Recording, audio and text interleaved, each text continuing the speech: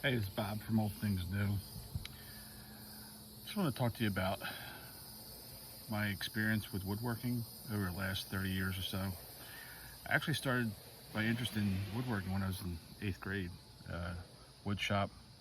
Uh, I don't know if they actually offer that anymore in school, but that's where I got my start.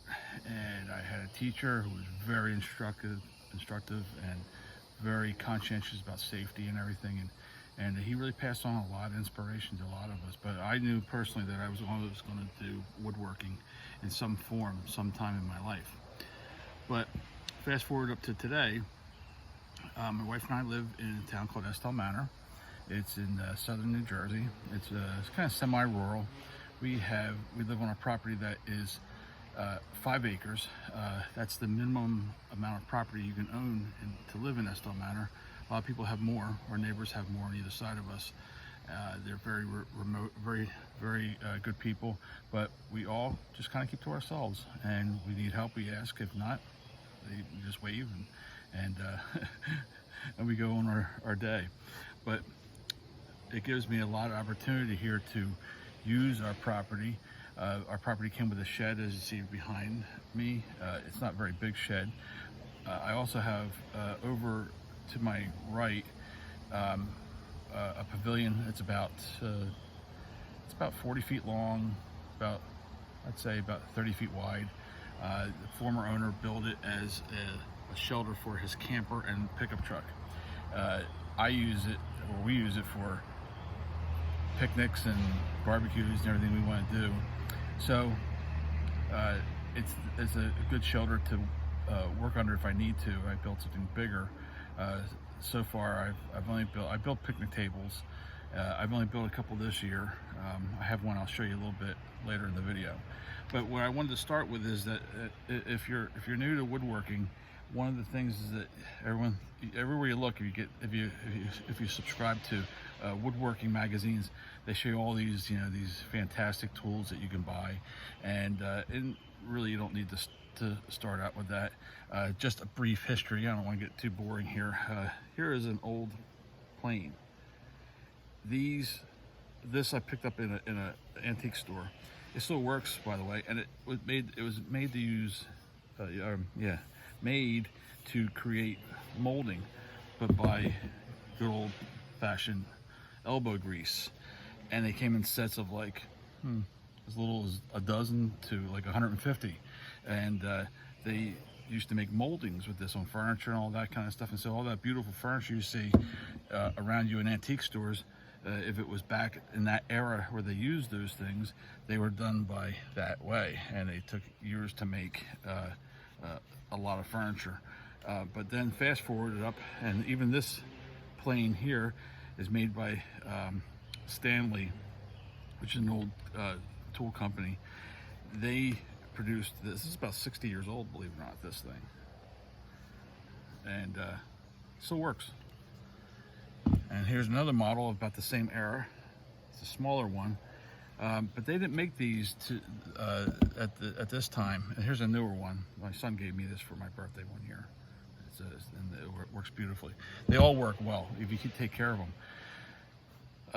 But they don't use those anymore to make moldings. They make tools like this one, routers. And this was also given to me as a birthday present from my daughter one year. And they make a lot of good. They make that's a Craftsman. My point is, so far, is that they're not expensive. You don't have to go broke. Jigsaw. I do a lot of work with jigsaw. This thing, you put a nice sharp blade on it, and it's from Harbor Freight. Very inexpensive. I think it was like $22. It was on sale. And here's another one, sander, orbital sander. It's works great. The only thing that happens is the Velcro. It's a Velcro type connection that you put the new as a pad on there. You can see it peels off, but the Velcro has worn like half off. So pretty soon, it won't be long before I'll just tear off that old piece. And if that happens to you, make sure you get all that Velcro off, because if you don't, the high spot will late onto your work, and you'll see a big mark. You're thinking, what's that? Well, you didn't get all the Velcro. It has to be completely flat. Air tools. This is a nailer.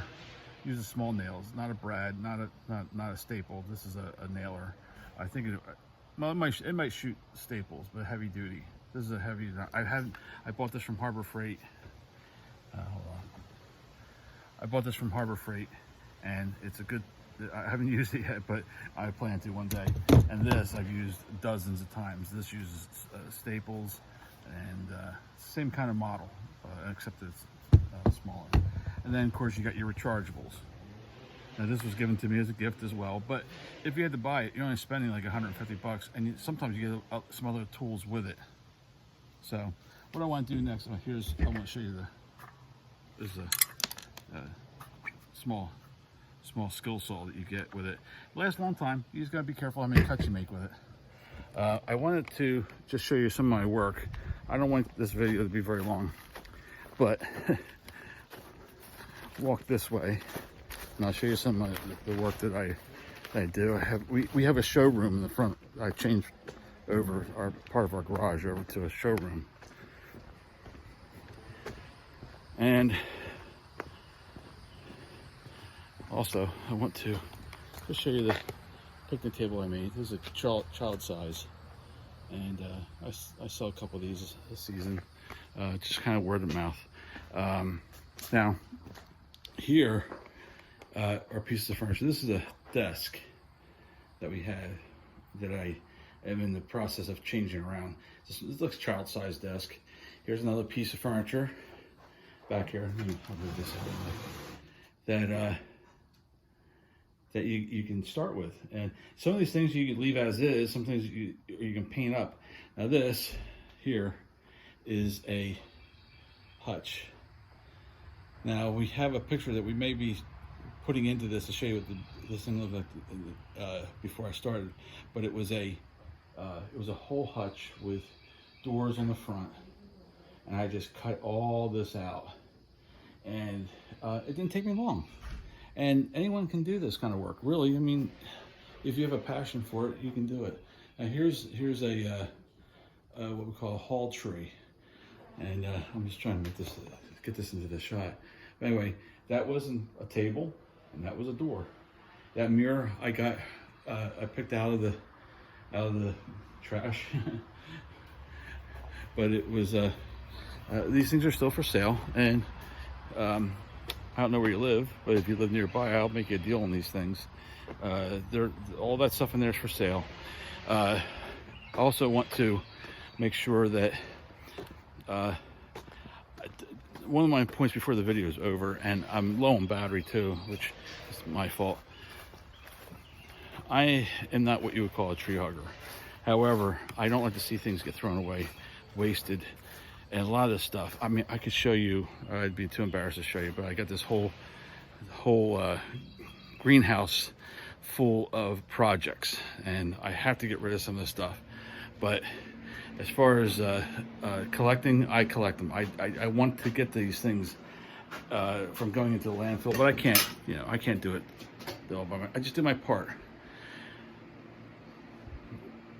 The points of the video: number one, tools have evolved from a very crude to expensive to inexpensive, and there are stores out there that you can buy these things to get started. If you get started, just jump into it with both feet. Just get a couple of tools, drop some hints to your kids about giving you some free tools, and maybe you'll get them like I did. I didn't expect some of these things, otherwise I would have bought them myself. Take care of the tools, and they will work forever. Don't let anybody tell you that Harbor Freight tools are junk. That being said, some are, but many are very good condition that you can use as long as you don't abuse them. Don't make them do what they're not designed to do, and they will last. And just keep them away and keep them clean. If you want to do your part in kind of helping to save our surroundings, I don't believe that we are, extremists when it comes to conserving things. However, my wife and I believe, we are Christians. We believe that that God has given us this world to be in charge of the area that is around us, and the purpose is to keep it clean and keep it nice, and we live in it as well as anything else. But we know what is wrong, and if we want to clean it up, clean it up. If not, then chances are it doesn't need to be cleaned up. But that's our charge as human beings on this earth. That's our belief. I don't know about anyone else, but that's how we believe in our house. So, but anyway, that being said, I got more videos to come. This is going to be uploaded tonight, apart from any editing we want to do. But after all, if you are in any kind of thought that you can't do this, you can figure it out. Your design will be your own. Your work will be your own and will reflect what you do, and you will get a reputation. And I have turned this into a business. I do have a full-time job, but I've turned this into a business where I know a lot of people. They'll call me up and they ask me if I have something, if I have it, I'll make it for them, or I'll tell them where I know where one is. Just keep in contact, keep people in contact. You can't do it alone, and just work your own, make your own way, and you'll be very satisfied. I have been. So see you next time. Thanks.